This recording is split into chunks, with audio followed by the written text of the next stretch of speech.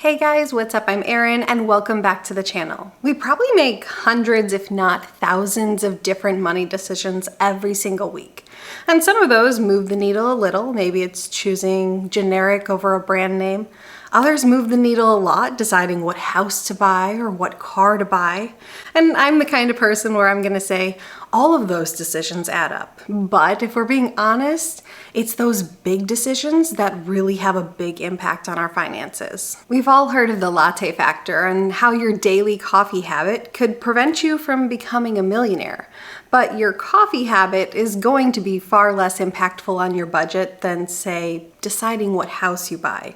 So yes, those little things do matter, but the big things matter more. And I can say there's been a handful of financial decisions that I have made that have had a huge impact on my financial life. So I thought it'd be cool to go over a couple of those habits that have made the biggest impact on my life thus far. Living on half. This was one of the best pieces of advice that my mom gave me. She said, when you get married, live on one income and save the other. And this is something my husband and I have always done.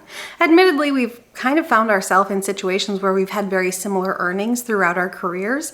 So it's kind of worked out that we've lived on one income, save the other, and end up with a savings rate of around 50%. There's a couple reasons I really love this approach. First and foremost being that I'm fairly risk averse as a person.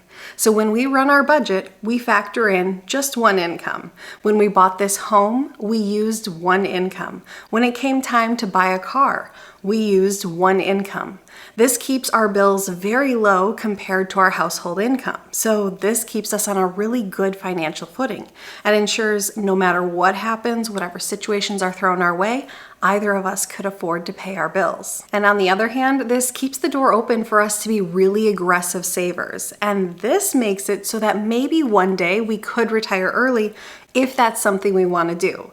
Now, I have no idea if we will retire early, but it's nice to create that option that maybe by the time we hit 50 or 55, if we decide to step away from the workforce at that time, we could afford to do so. And if we decide to continue working and we work by choice, that's a great position to be in. I'll be the first to admit that it's a fairly aggressive savings rate, but if you have two income earners working towards the same goal and you're both earning a decent income, you can usually achieve this savings rate without too much sacrifice. Make no mistake about it, we're still pretty darn frugal, but I'm just saying that getting to a 50% savings rate or so is generally going to be more realistic for couples who are working towards this goal together than it is for an individual income earner. It's going to require less sacrifice. Starting my own business is easily one of the best decisions I've made as far as my lifestyle as well as my finances. I'm married to an active duty service member, so prior to starting my own business, every 3 to 4 years, I would have to quit one job and look for another. Not only was this really disruptive to my wages, but it also made it really hard to build any sort of traction and career longevity. Ultimately, I saw the opportunity to create my own business in my field, and about 2 years ago, I took that leap and I quit my job. Two things made this possible. One, having an incredibly supportive partner, and two, continuing to work side hustles. But in about 2 years' time, I was able to increase my income about 5-fold. And there's no way I could have scaled like that working for anyone else. Now, worth noting, when you start your own business, there's no guarantee of success. As a matter of fact, I've actually started 3 businesses throughout the course of my entire life. 2 have been pretty much duds and went nowhere. One was so-so, but wasn't really scalable, so I abandoned it over time. So ultimately, just know that there is risk involved if you're starting your own business. And while my current business is growing, which is wonderful, it definitely brings with it its own share of headaches. I have personnel issues, client issues, computer issues. When is it appropriate to throw a computer out the window? Just asking for a friend.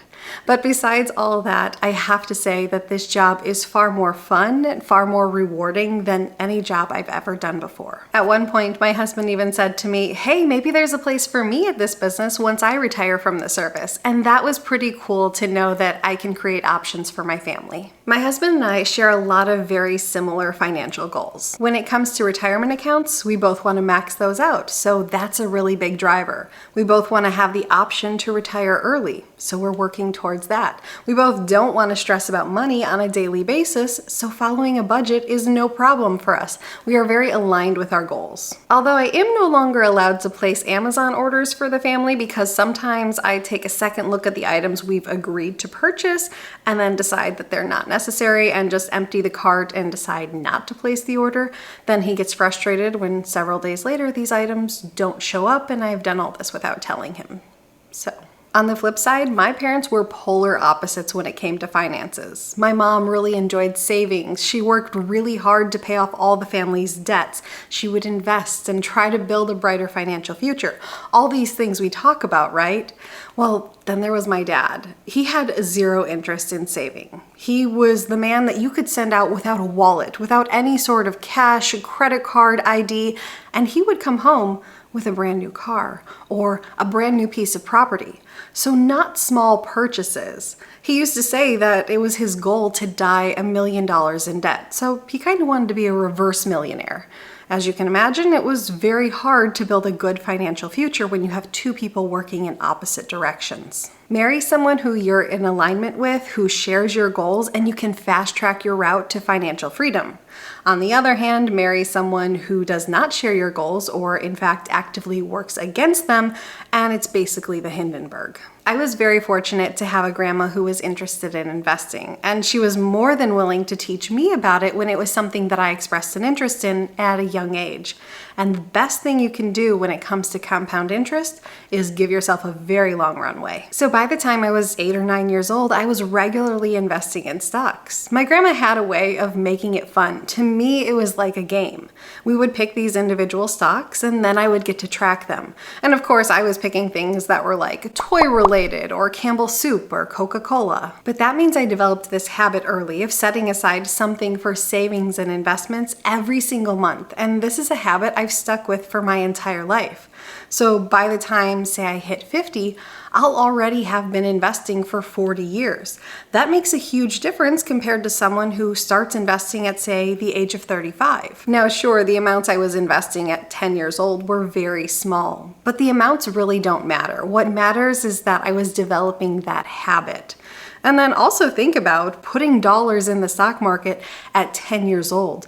Think about their compounding potential and what they can grow to over the decades. So do you need to start investing at 10 years old? Of course not. But if you have kids or teens, especially those who are working and earning an income, helping them develop that habit of setting aside something for saving and something for investing, that can be incredibly powerful. That can make a massive difference on their life going forward, getting them started early. And even if you don't have kids, when it comes to yourself, you want to get started investing and stick with it as quickly as possible. So start today. Living at home for a few years after graduating college made a huge impact on my financial life. Now I know this one can be a little controversial. Some people feel like the minute you have that college degree, it's time for you to be out on your own, figuring out your own life. My mom, on the other hand, offered me the opportunity to live at home, assuming I met a few parameters, aka I had to have a full-time job and I had to cover my own expenses. I'm certainly not a fan of people just moving back in with their parents and living off their parents and doing nothing with their life. Here's the thing, during these years, I was able to save about 90% or more of my income. I had a decent starting salary, it was $45,000 or $50,000. But I was actually able to save in about 2.5 years' time what would have taken me maybe 8 to 10 years to save had I been out and living on my own. This opened up a lot of doors for me. This allowed me to stay debt-free, to buy a home. This had a profound impact on my financial life, and I feel like put me ahead about a decade with my finances. I will forever be grateful to my mom for allowing me the opportunity to live in her home for a very low cost for a few years. Not being too eager to upgrade. The best example I have for this one is not upgrading my car. My philosophy when it comes to cars is you drive them until they don't want to be driven anymore. Then once you reach that point, That's when you upgrade. And to this day, my 2008 is running strong. My husband had to get a new car about 2 years ago, and I remember discussing this with my mom, and her immediate reaction was, well, if he's getting a new car, you should get a new car, then you can both enjoy having new cars. My husband and I looked at each other and were like, absolutely not. There's nothing wrong with my car. I don't need to upgrade. Those dollars are better invested rather than going towards a new car. So many people actually upgrade their car before their previous one is even paid off, and they just roll the balance from the previous loan into the new car. This is known as negative equity, and this keeps you on the debt wheel forever. And I'm not a person who thinks the grass is greener on the other side. I think the grass is greener where you choose to water it. My car does everything I need it to do, so why not keep it? Why not have a payment? Why not choose to invest those dollars instead? The way I see it, upgrading my car wouldn't bring me any greater happiness, so why do it? And I kind of think this way about most purchases in life. I ask myself, will this purchase make me happier? If the answer is yes, I go ahead and make the purchase. If the answer is no, I don't make the purchase. So this could be anything from a new shirt to a new car. I think there's a lot to be said about knowing what is happening with your dollars. You can call it tracking your expenses, or you can call it budgeting. Whatever method you choose to use, you have to know what is happening with your finances. And I think this is true whether you're making $30,000 a year or $300,000 a year. Because if you're not tracking what's coming in or going out of your household, it's so easy for your lifestyle to simply expand and fill your entire budget. That's why we have so many people who are earning six figures still living paycheck to paycheck. Knowing what is happening with your dollars allows you to get rid of needless spending. It helps you to reach your financial goals. It helps you to feel in control of your money. Of course, money's just a tool. But to best use this tool to your advantage, you have to know the ins and outs of your finances. Only then can you make the best decisions for you, your family, and your money. Without a doubt, these 7 financial moves have had the biggest impact on my financial life. What are some of the biggest moves that have had the biggest impact on your financial life? Share your thoughts in a comment down below. I post new videos every single week. If you got anything at all out of this one, please give it a like. If you're new here, please consider subscribing, or if you know of someone who might get something out of this type of content, please consider sharing. I'll see you soon. Bye.